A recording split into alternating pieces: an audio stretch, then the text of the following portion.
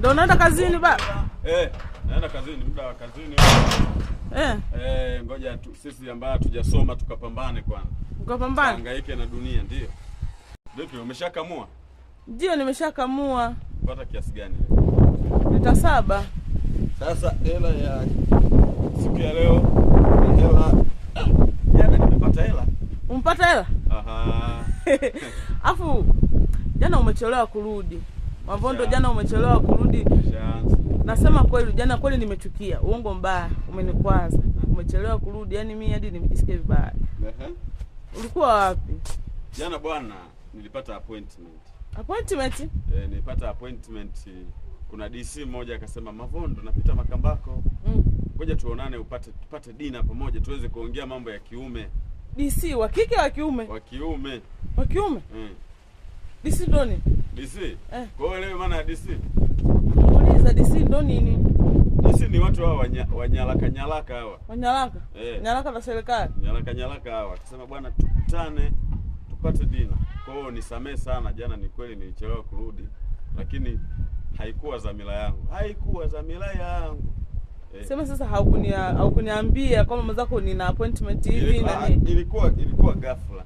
Ghafla ndo alikataza hadi usitumie message mke wako. Sasa nikajua wewe unaongeleka, wewe ni wa kike. Wewe unaongeleka, unanisamee. Wewe unanikadiria bado. Unaongeleka kama unafanya makosa ya makusudi. Ukijua ninaongeleka. Ndio hivyo. Kwa hiyo lakini pia wanani wa Kiswahili hawa wanasema aliniokotesha. Unaelewa maana ya kuokotesha?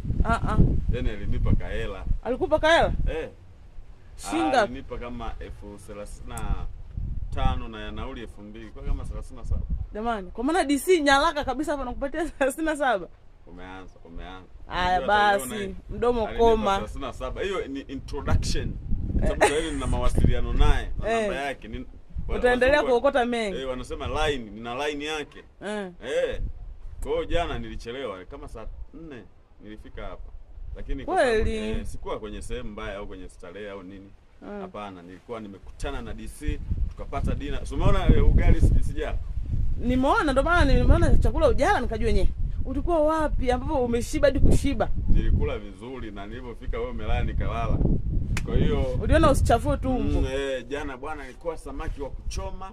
Samaki wa kuchoma? Wewe wafahamu hao? Ndio nashangaa. Samaki wa kuchoma, watu pale wahudumu wa pale wamevaa sare. Wamevaa sare wakaona Mavondo naye anaingia sehemu kama hizi. Akasema sifa zote ni utukufu kwa Mungu juu mbinguni. Ndio hivyo. Kwa hiyo aliyenileta ni Mungu. Ngoja nikupe hela ya. Najua leo na sisi hutatuacha kinyonge. Leo